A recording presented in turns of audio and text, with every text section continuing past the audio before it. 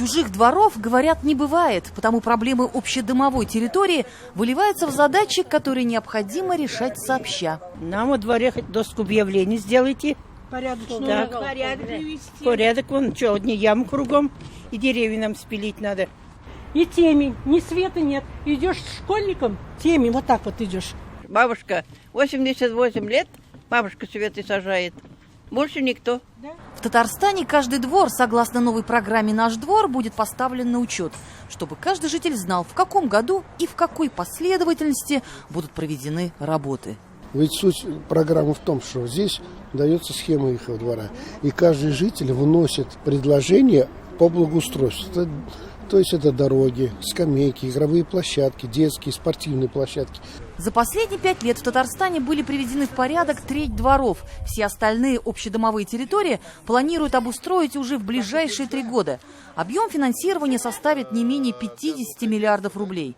Мы, допустим, 328 объектов за последние 4 года общественные пространства привели в порядок. Там парки, скверы, набережные.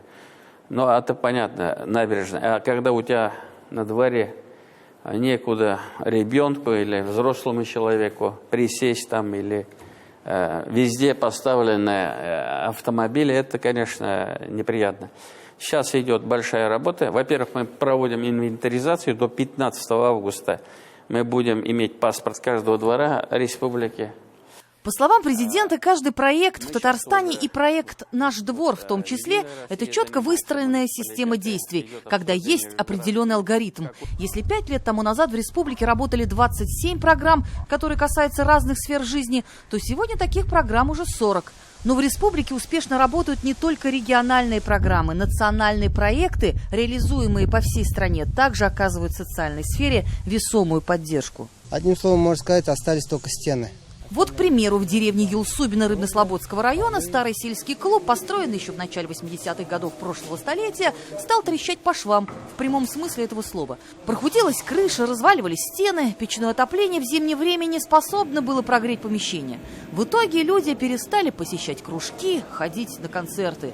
В деревне культурная жизнь замерла.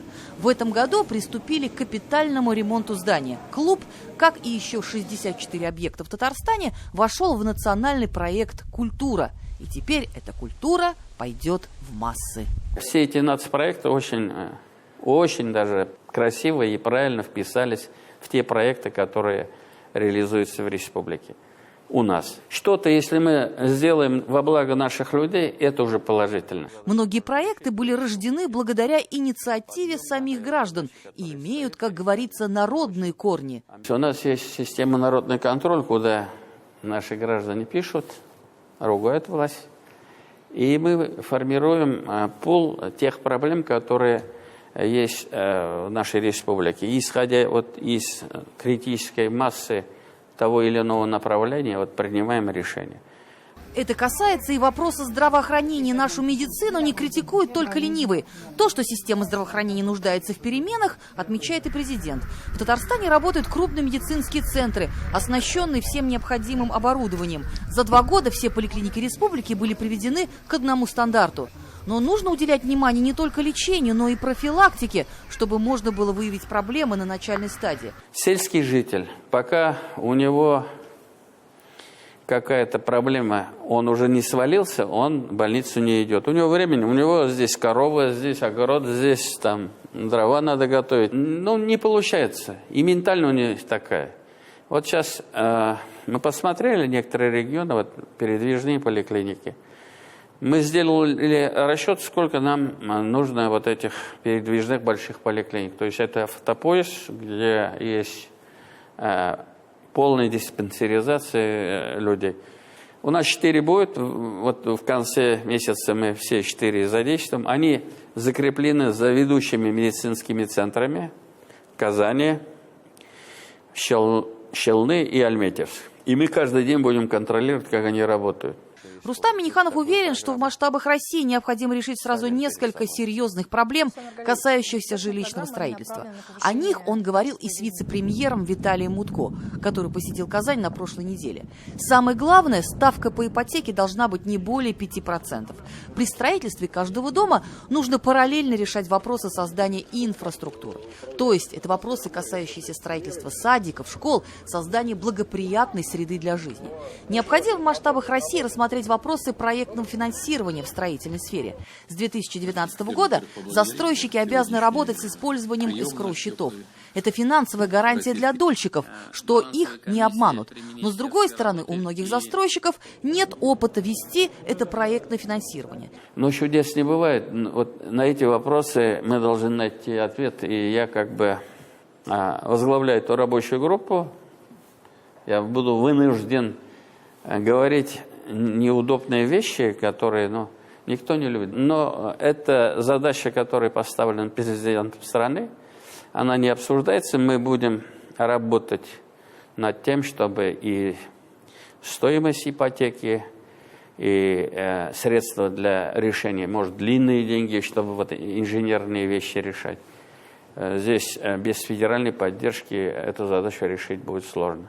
Журналистов на встрече интересовал и вопрос предстоящих выборов, точнее, как сам президент относится к кадровому формированию будущего парламента.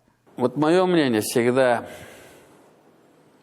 чтобы в парламенте были опытные люди, которые могли решать, ставить те задачи, понимать те задачи, которые сегодня есть перед парламентом. Парламент надо обновлять. Я не против молодых, но в парламент должны приходить люди уже с опытом, авторитетные. Строительство дорог, возрождение архитектурных памятников, проведение широкомасштабных мероприятий мирового уровня. Все это, естественно, поднимает статус и престиж республики. И что самое удивительное, все то, что начинается в Татарстане, постепенно переходит и в другие регионы. То есть хороший и успешный опыт, как говорится, заразителен.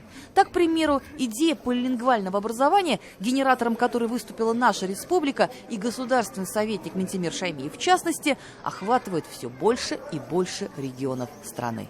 Сегодня надо сделать такую систему, чтобы ты соответствовал федеральному стандарту, он не обсуждается, и в то же время усиленно мог дать родной язык, татарский, чувашский, башкирский, какой нужен, или вот Осетия вы сказали, да, и дать иностранный язык. Это не просто на высоком качественном уровне. То есть много нам придется еще поработать по учебным планам, по учебной программе.